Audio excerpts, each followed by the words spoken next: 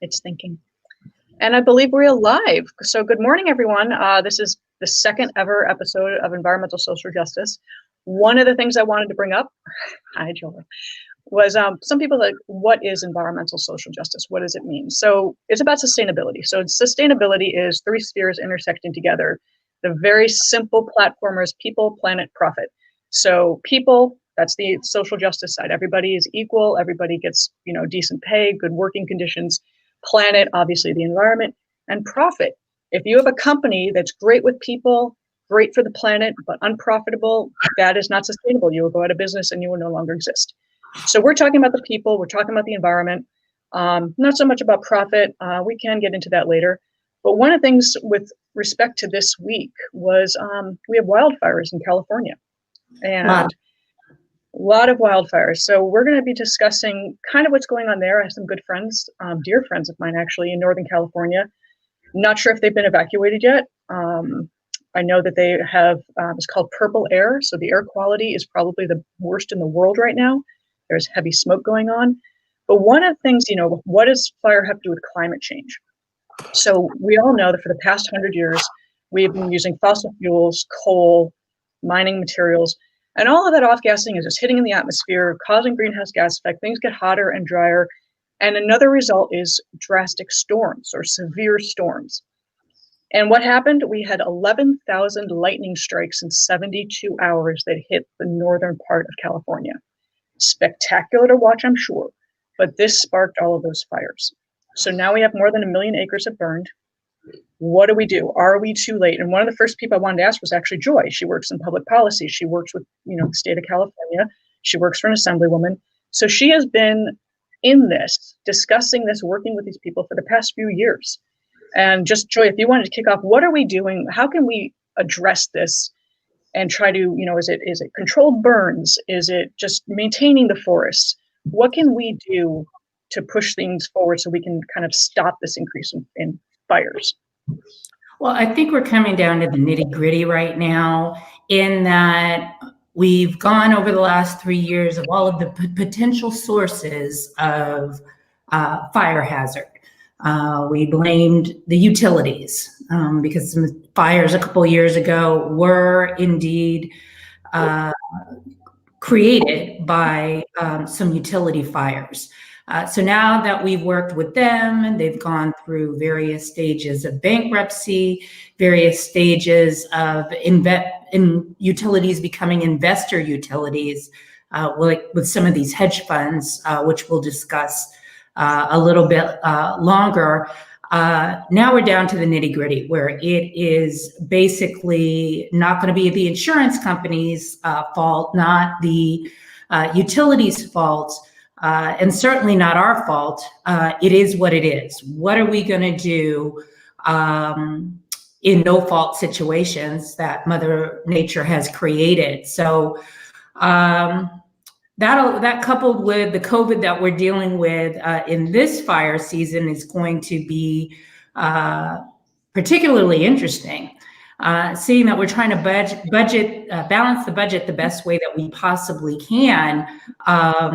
Taking on COVID as well. It's going to be pretty interesting and, in my opinion, a pretty devastating fire season. It's coming down. Has COVID taken away funds from the fire resources? Well, you have to, in government, you're going to have to try to reallocate funds to pay for natural disasters. Right now, we've got two major disasters. One is a pandemic. One is a fire season that has barely begun. So what we're talking about this week definitely might not be what we're talking about next week or the week after, depending on where these fires hit, where we have to move resources, where CAL FIRE is going to need to move resources, usually come from large cities like ours. We take fire people and move them out into those areas, keep our firehouses in rural areas that have more fire damage, more staffed with people that work maybe fire in Los Angeles, so to say. So I'm glad you brought up the rural areas. So talking about urban sprawl, which is what a lot of people have been doing lately. So urban sprawl just means people moving out of concentrated cities into the forested areas. And the firefighters that I've spoken to, because I've written a few papers on this, and one of the issues is people moving to rural areas, and so they're bringing basically sources of fire. So diesel generators when power goes out, because as you said, the electric companies are shutting off power because they're being blamed for a lot of the fires, not these particular ones, but previously they were. So what do? They shut off power. And so they're not going to even have that risk. So then people bring out their diesel generators, they fire them up, they spark. Trucks with chains on the back cause sparkage. Oddly enough, this is, it's sad, but it's kind of funny. The biggest issue with sparking a fire is when a squirrel lands on a exposed wire and they explode, land in a brush.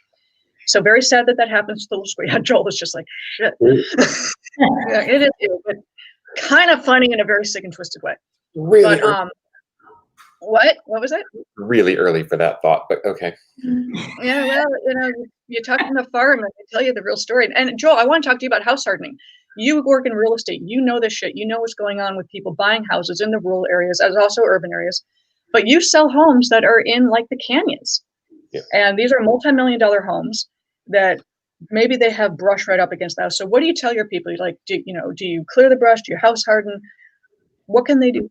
Well, you have to clear the brush. I mean, per LA County Code, you have to do brush clearance, and they do check you. And if you don't do it, you will get fined for the first time. And then if they have to come back and it's not done, you will get fined again. So they're not hugely steep fines, but it's still enough to keep people monetarily invested in doing it. It's so hard to say. I mean, a responsible homeowner, I mean, it's up to the homeowner. You can't force people. You want them to do the right thing. But I think one of the biggest issues right now, as far as like, a lot of it's coming down to insurance. I mean, because a lot of people, especially if you're up in the hills, it's almost next to impossible to get insurance because a lot of the companies just pulled out after the last major fires. So now you've got to deal with, well, it's that, but then you run into the issue, which I think some people may have, whereas if you're trying to get into the hills and you buy a property in the hills, great. You got to get insurance on it. Okay, great. There's very select few who are offering it. So now you got to pay whatever it is that they're charging you. So there's not even a regulation towards that. So it's like, it's kind of this. That's not entirely true. So admitted insurance carriers do have regulated rates, but they have gone up. Non-admitted.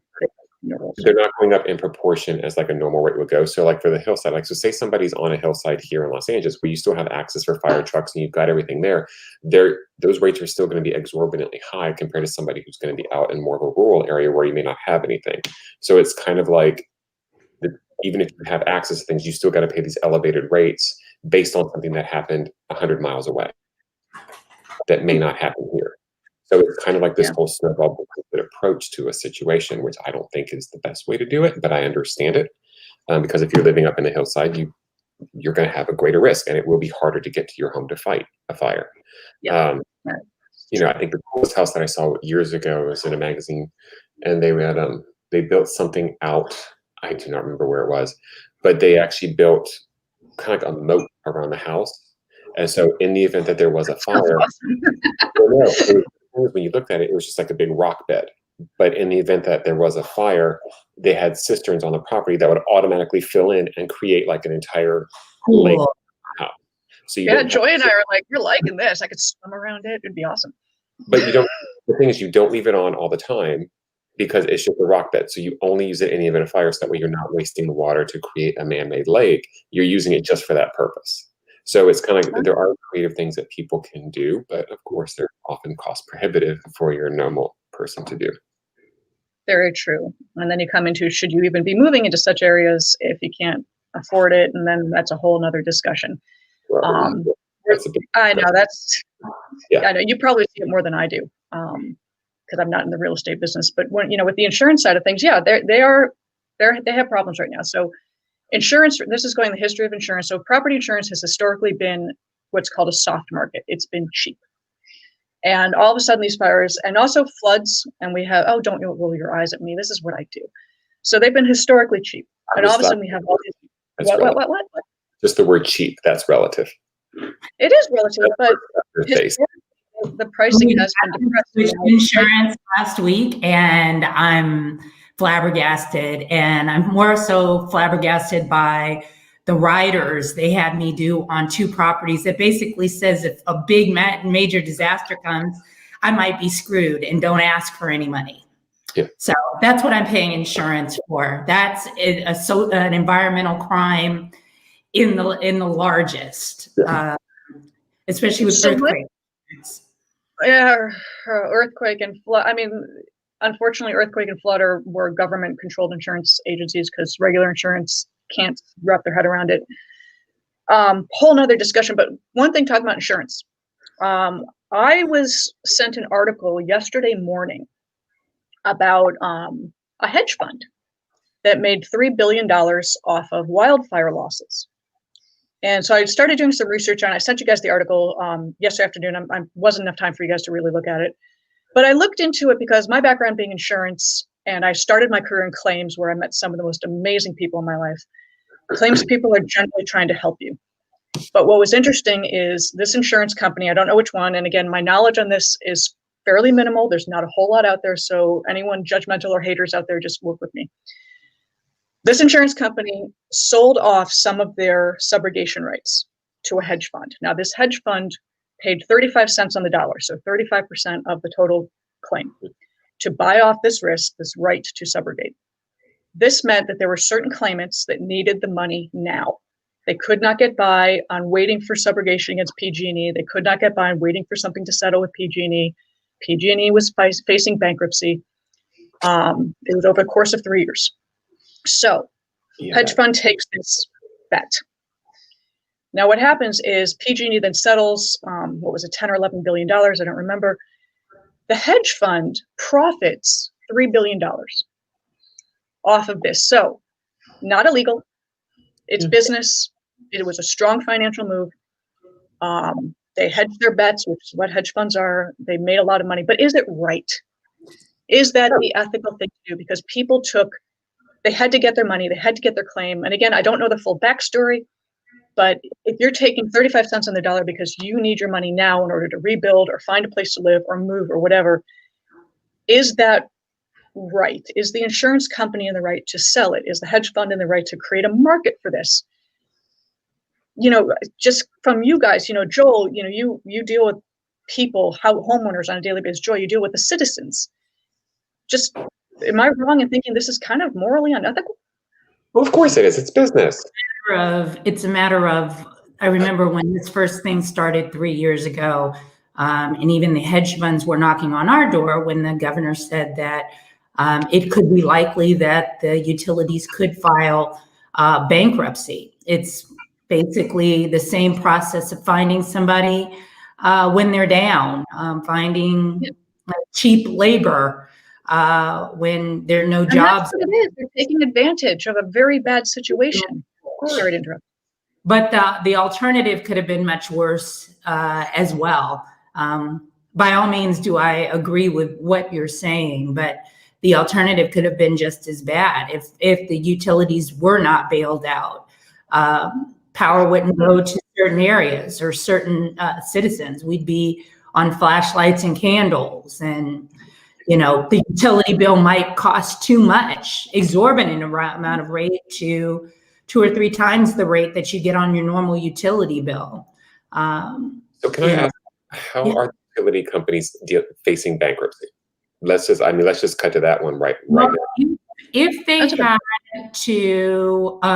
had to do all of the repairs or had to put in more power lines or more secure power lines immediately, if the government made a mandate for them, that would be cash that they would need right away.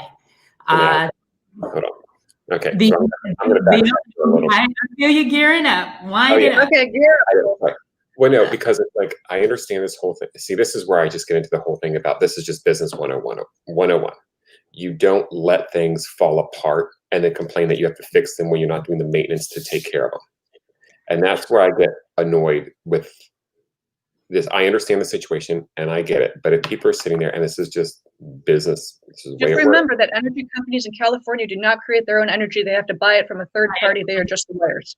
However, That's the problem. If the wires are what's causing the fires, then the power company is responsible for maintaining them. That's what we're paying part of our utility bills are going for. Very true. And say that we're Yeah. giving out all these money, people are making multi-million dollars a year, and now, oh, I'm sorry, we don't have money to do it, but I'm going to go get on my private jet and go away for a 2-week vacation at my second private island.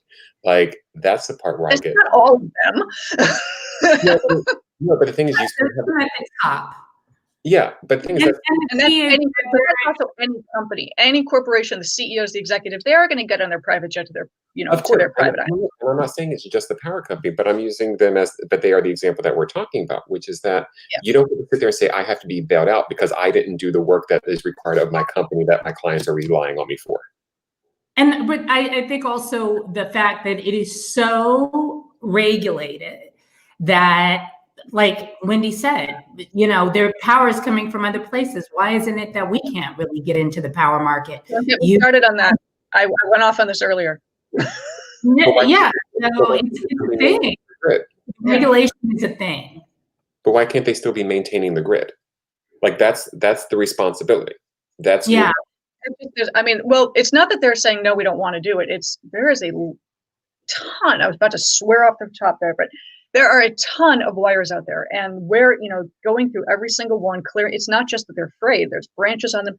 So they are addressing it. And trust me, I've gone to meetings, I've talked to the SCE people. They are trying. Okay, stop. I am actually in these meetings talking to these people. So I get it. It sucks. The wires are crap. They're working on it. It's not something that they can say, we're going to fix everything at once right now. I'm not saying that they have to be fixed everything at one time, but what I am saying is that, okay, your car, you take it in for regular maintenance to keep it functioning properly. Why isn't this happening with the grid? That way you don't have to try to fix the entire thing at one point in time. You create plans which you're monitoring and you're making repairs as it's going forward. I'm sorry, I don't buy for 1 second that these power companies don't know where a lot of these problems have existed for years. Okay, so I totally agree. You take care of your car, you maintain it as it goes. Mm-hmm. I don't know what triggered it, but things were neglected for a while. I don't know if it was due to a recession or what. Maybe Joy can chime in on this, but things were neglected. So now you've got a whole big old mess, and they're like, shit, now we got to deal with this. So it is trying to find them and, one by one looking. But they weren't cutting back on everything that we were paying during a recession. They were still making the money and charging us to pay for the power, to pay for our power. So we are getting a break during the recession. So listen, that crap just doesn't sit very well with like your John Q. public out there. It's like you cut back on our rates. So why are you saying that you didn't have the money to do it? Yeah, well, they're never going to cut back. Not a good argument. I get it, but it's just it's not a good argument. Okay, it's not a great argument, but I mean, I'm trying to see both sides, because I never, whereas I get the fact of these guys suck and they did this and this and this. I'm always going to try to see the other side of the equation and other side, sit in someone else's shoes. I will to a point, because I just think it's like no corporation can say, oh, the recession hit us hard, but you didn't pass any of that stuff off to anybody else. You know what I mean? Like, you didn't pass, fine. You didn't take in as much money, which is a bunch of crap, because you didn't give anybody a break on their power. You were still making money on this. And this again goes back to what I was saying before. This is the problem, and this is a societal economic thing where it's like the top people are making a ton of money, and then it doesn't trickle down. So these are systems that you are responsible for maintaining. That is your job. That is what you built your business upon. These are not new power lines. These have been here for an incredibly long time. It is your job to maintain them. That's all I'm saying. So we do have a comment from Miss Wendy Sugar Martin, good friend of mine from back east. Yeah, you guys know Wendy Sugar. So she said, similar to Florida, where we started changing our power lines out to be hurricane ready. So we should probably change our power lines out to be fire ready. And the state is to push the power company to do the preventative corrective work. And yes, the state is pushing. The problem is we have Sempra, we have SCE, we have PG&E. There are probably others. A lot of people are going solar. The solar is a separate energy company, but they're all using SCE or PG&E lines. So then you get a very crowded room of people, which is, I am so much against this decoupling thing where the power companies cannot generate their own electricity. I think that they should. I think it should, competitive market, absolutely. Keep those other energy companies online. But it's getting to be very crowded, and you're getting a lot of people in the same room together. And Andrew Goralia just joined us. He's very late, Andrew. We are just about over. Jeez, get with it, boy. Way to make people But feel welcome. I'm sorry? Way to make somebody feel welcomed.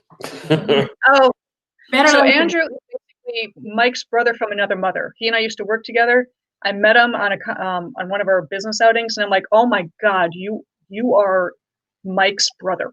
You are Mike, just different. And he calls me the Rock Doctor. For some reason, I don't have a PhD, I don't have an MD, but he's always called me the Rock Doctor.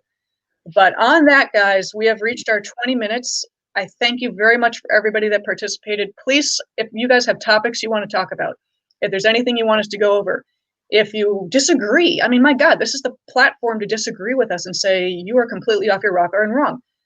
This is why we're here. And it's also education. You don't know what sustainability is? We're here to tell you. You don't know what environmental justice is? That's what we're here to talk about. But it's all about just helping people out, telling them what's up. And, please come back next week, same time, same channel, same everything. I will talk to you later. And thank you, Joel and Joy. You guys are a pleasure as always. You, my love. No. Bye. Bye.